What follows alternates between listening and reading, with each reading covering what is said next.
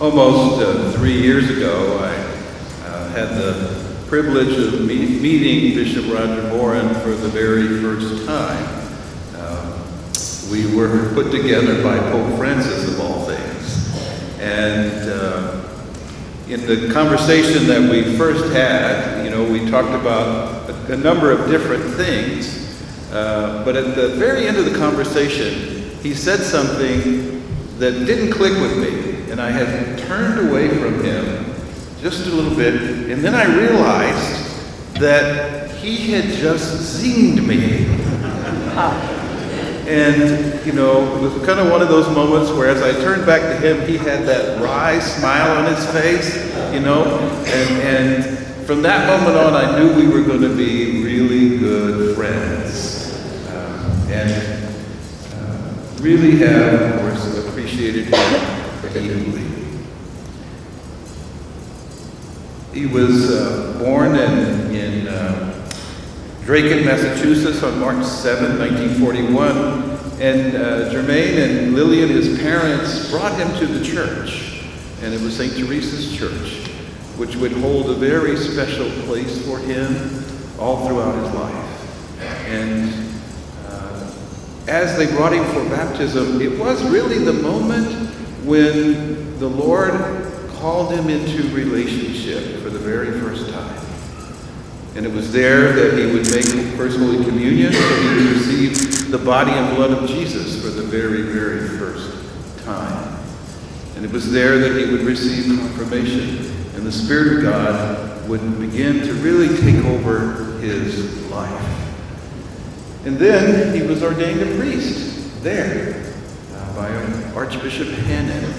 And so the Church of St. Teresa's became a place of great joy and also great faith for Bishop Roger. And he did talk about St. Teresa's a lot, and you, the family, each of you, of course, and Elaine and Ray and Sue and Paul and, of course, Jim and the whole family, each of you. He spoke of you a lot, and he spoke of you in regard to that specific place in his life that you had for him and that he had for you. His love for you was spoken very deeply, I think, in faith. As we proclaim the first reading tonight from Paul's letter to the Corinthians, I think Bishop Morin in the last few years especially was very conscious of being in an earthly dwelling, very conscious. And that's really what St. Paul talks about, that we're in an earthly dwelling. And yet, that earthly dwelling there's something else there. And that's really what I think drove Bishop Morin, that there was something else there. And that's really God shaping our life and our spirit, if you will, our souls. And I have to admit that as I learned more and more about Bishop Morin's life, I found myself really admiring the courage it took to leave Boston and to come to New Orleans. Wow, the courage it took. He left the East and came to Cajun land. And he really felt a call, I think, to serve the folks that were the neediest. And that's why he became the director of the center there in New Orleans. That's why he, I think, was really tapped by the successive bishops of New Orleans each year to serve in the apostolate of social services. His love for the poor, his love for the needy, his love for Christ in them. So we are always courageous, although we know that while we are at home in the body, we are away from the Lord, for we walk by faith, not by sight.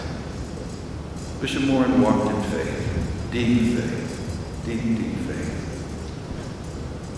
And I think every time he celebrated the Eucharist, it was for him a moment to touch the Lord, and to let the Lord touch him, and to let that special relationship that he had with Jesus Christ to truly grow.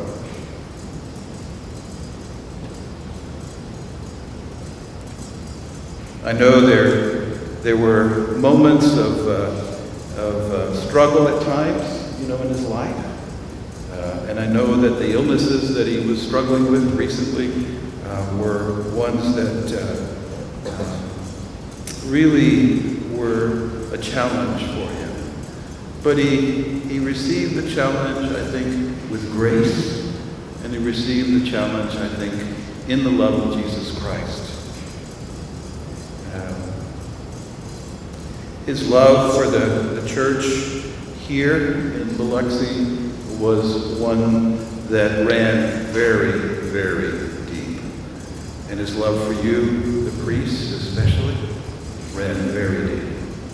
And his love for you, the deacons, ran very deep.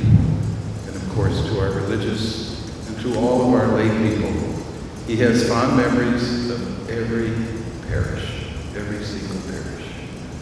And he has fond memories of each of the moments of celebration with you.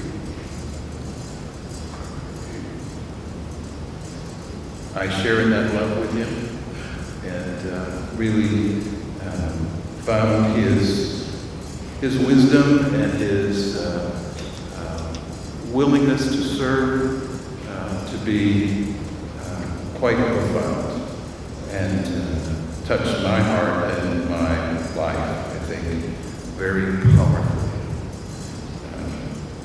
I know the family will miss him dearly, as I will, as we will in the diocese.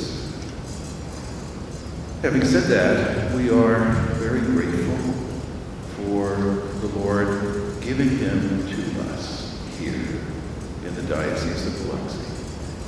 And those that have come from New Orleans, I know the Archdiocese is most grateful to have him as a priest and then as a bishop.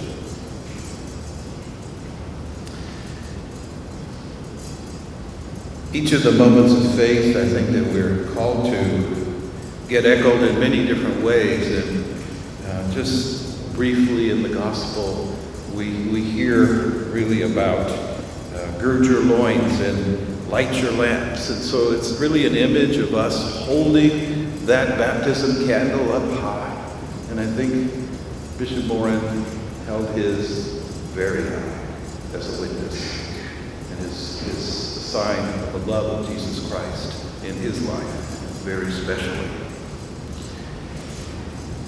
And, in the spirit, I think, of his sense of humor a bit, the family and I have discussed, the last moments that he had.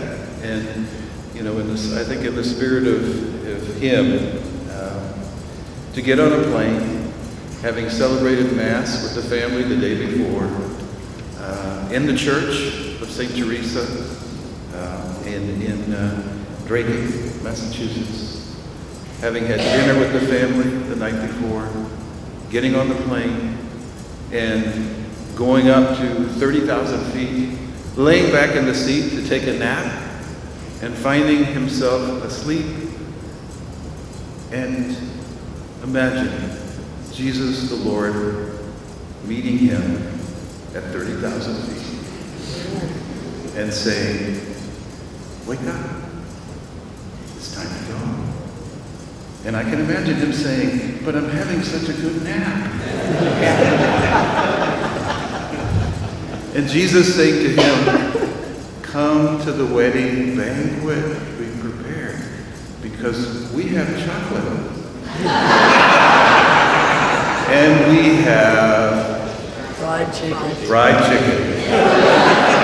And I can imagine Roger, Bishop Morin, saying, "Count me in. Let's go." we lift him up in prayer today. And to the family, to each of you, our prayers are with you. May God's peace be with you at this time of loss. And know that his love is our love.